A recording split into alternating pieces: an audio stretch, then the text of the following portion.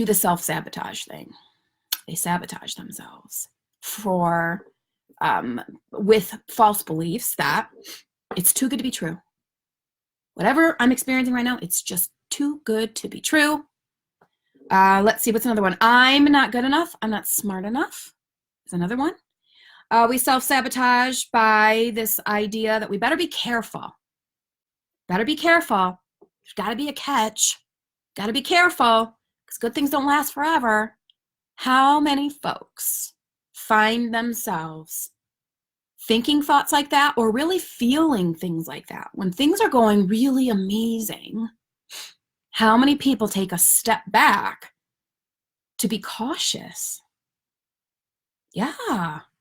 But wait, cautious isn't always a bad thing. No, cautious isn't always a bad thing. But if we're doing it because we're actually in an energy of sabotage, what we're doing is kind of halting the energy, stalling the energy of the progression, the momentum that we've been on. No one wants that when they're conscious of it. Sabotage is this belief that we can't stay in a consistent state of either happiness or well-being because we sabotage our progress or our growth out of fear or insecurity. Self-sabotage is an aspect, much like the victim, much like the prostitute, much like the martyr, okay? And they come in working with the ego to prevent us from moving forward, but to keep us safe. All these aspects of self, all these aspects, and depending on who you follow or what you read, they're either archetypes, shadow aspects. Those that have taken courses with me around these, their little shits is what we call them, the little S's, because they sneak up on us, and if we're not aware of them, they halt the progress. But when we are aware of them, we can use them as an ally. You see, the aspects, they're neutral. They're not a good thing, they're not a bad thing until we give it energy in one way or another.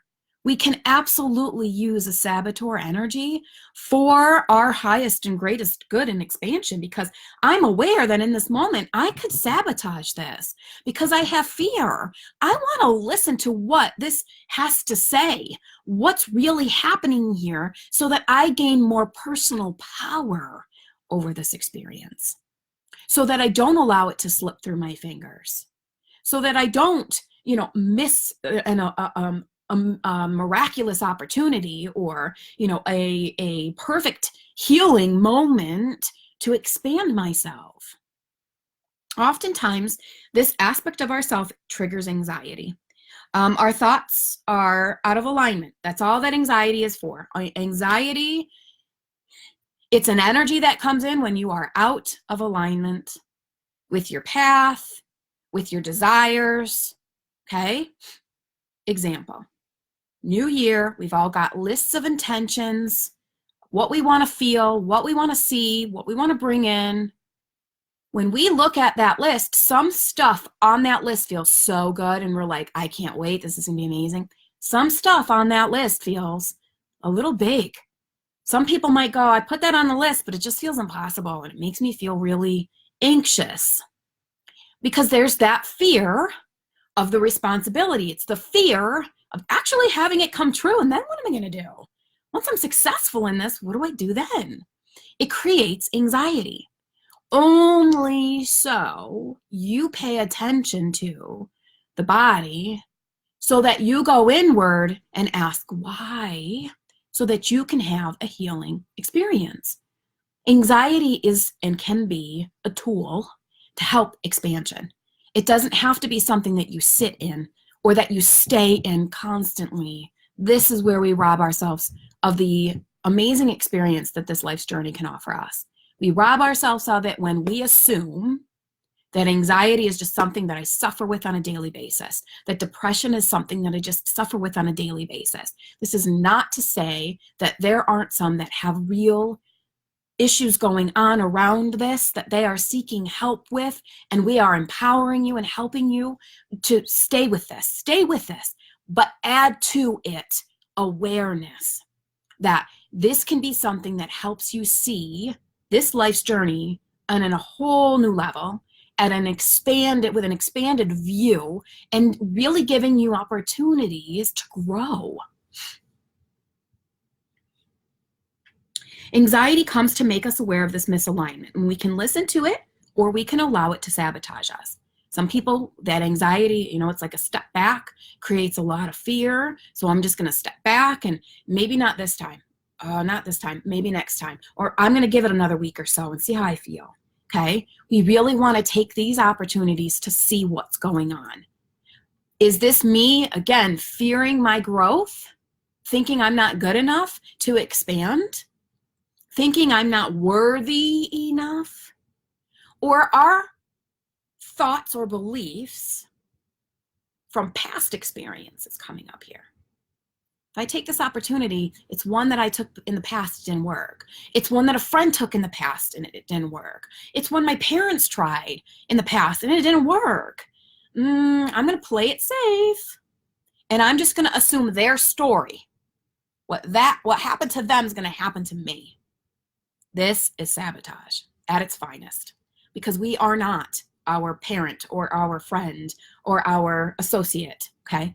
We have our own energy, we have our own journey to attend to, and not everything's going to unfold the same way for us. However, if that is a belief of yours, 9 out of 10 times, then it will.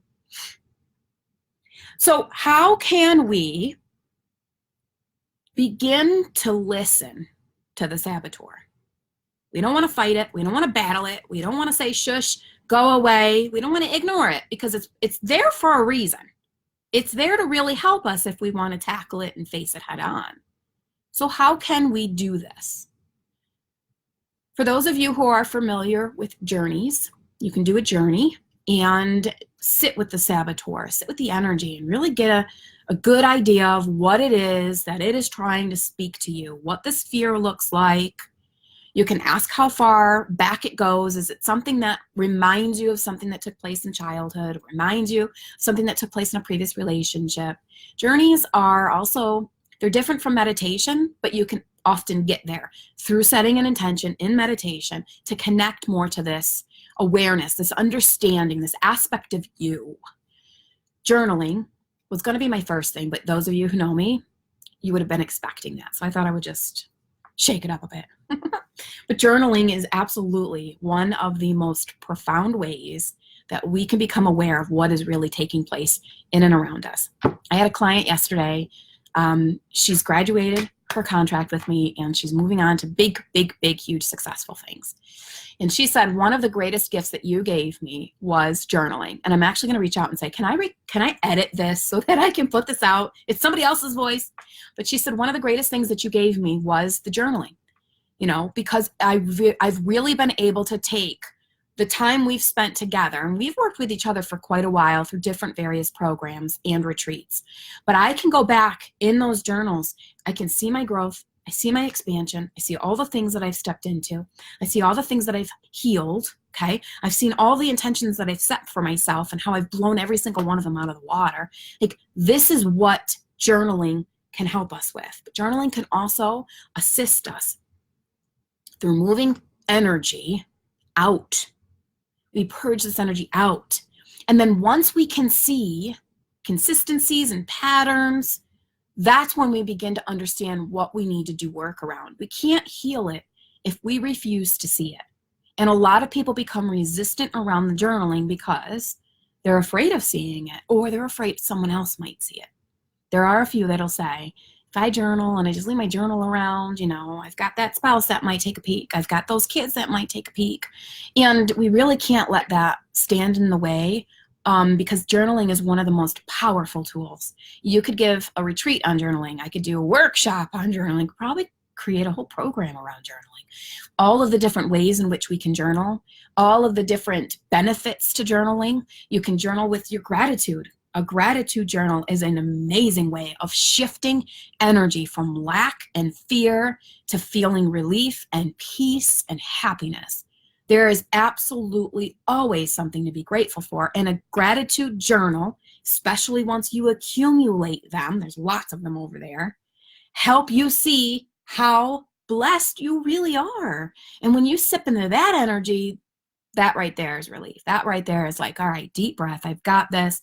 Look at the years that I have been accumulating all of these blessings. I've totally got this. This is going to happen. Gratitude journals also help support us through our manifestation, because we never ask for something. How do you want to say it? We always expand our vision, and we're always asking for more. So when we want to manifest, it's bigger and better than what we manifested in the past. But sometimes this is like, okay, I got to do some healing to align with this because this is so big. Wow, it's going to take a little bit of inner work. But if I could go back to those gratitude journals when I thought something else was going to take a lot of work, and I did it, and I accomplished it. Confidence, so much personal power and confidence. So I can absolutely speak about journaling all day long. I won't, but journaling is one of those amazing ways that's really going to help you see also where it's originated.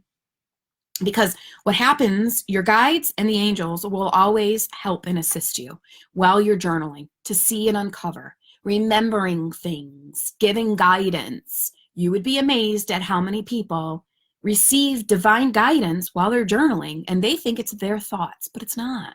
You're giving a space. You're opening up the energy to hear your guides, to hear the angels.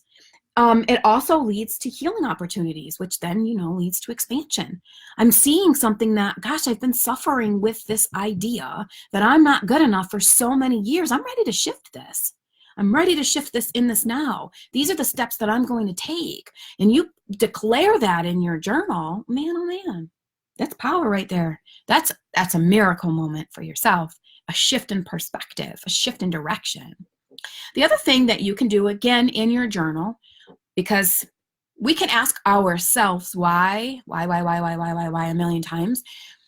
It doesn't have the same effect as it would if you were journaling. Why can lead to some crazy awarenesses.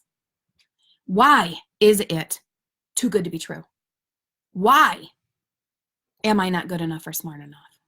Why should I be careful? When you have these negative thoughts and you're aware of these negative thoughts that are on repeat and you keep thinking, follow it up with a why. Why? 9 out of 10 of them probably won't even be yours. Because so-and-so, because this in the past, because it's going to be nothing in your now moment. No evidence of it being true. There's that fear, false evidence appearing real.